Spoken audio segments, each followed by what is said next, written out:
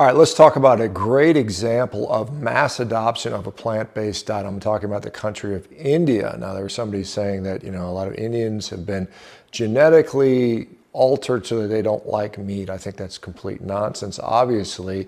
And we can look at the results of that. India clearly is among the lowest meat-consuming countries in the world, something like an average of 5 kilograms per person per year. You compare that to the 100 kilograms per person per year we eat in the United States as an example. So 1/20th of the meat consumption. Now, a minority are actually vegetarian that don't eat meat. That's probably about 25%.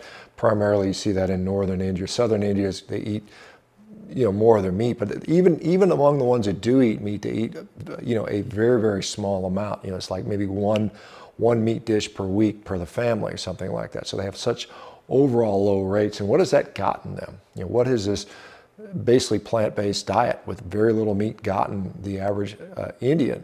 India has among the highest their diabetes rates are now 11%, which is equal to the United States. And the United States is no star. The United States has about 70% processed food in their diet. It's not the meat consumption. You have two countries with dramatically diverse meat consumption. India at the very bottom, the United States near the top.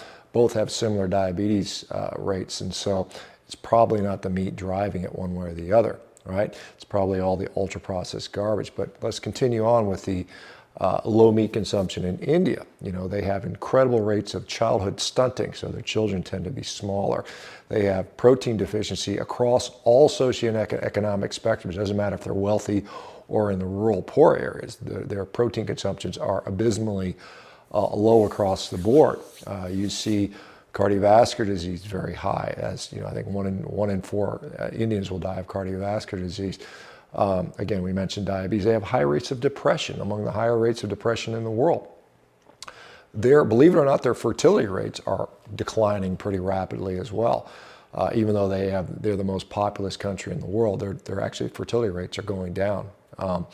When we look at on the world stage athletically, I mean, for a country of 1.4 billion people, they have an embarrassingly small amount of Olympic medals. I mean, you compare it to a country like China, which has a similar population, which has, orders of magnitude more Olympic medals than does India. And so anybody that wants to point out the benefits, and we're trying to have people mimic an Indian diet on the West, when you look at India, life expectancy poor. Now, some people will sort of make all this down to poverty, but even among the wealthier classes, these disease prevalences are quite high.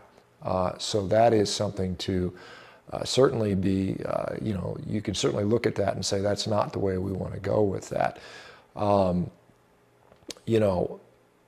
The real issue in my view, and I've said this over and over, is just massive adoption of ultra-processed food, low nutritional value food that is calorically dense but nutritionally woefully inadequate. And we're seeing that over, and that's largely what the Indian diet is in many ways. I'm not debating that it tastes good and it's got all kinds of spices and flavors, but it's very carb heavy, it's very protein deficient, and it is becoming more and more ultra-processed, and it is definitely mostly, if not exclusively, plant-based for some people. Anyway, all right, let me know what you guys think. For some of you guys that are following me that live in India, I know that people comment and they will either corroborate what I say or they will deny it. So anyway, thanks you guys. We will talk to you soon. I'm going to have a couple steaks and I'm going to have a great day. You too. You do as well. Bye-bye.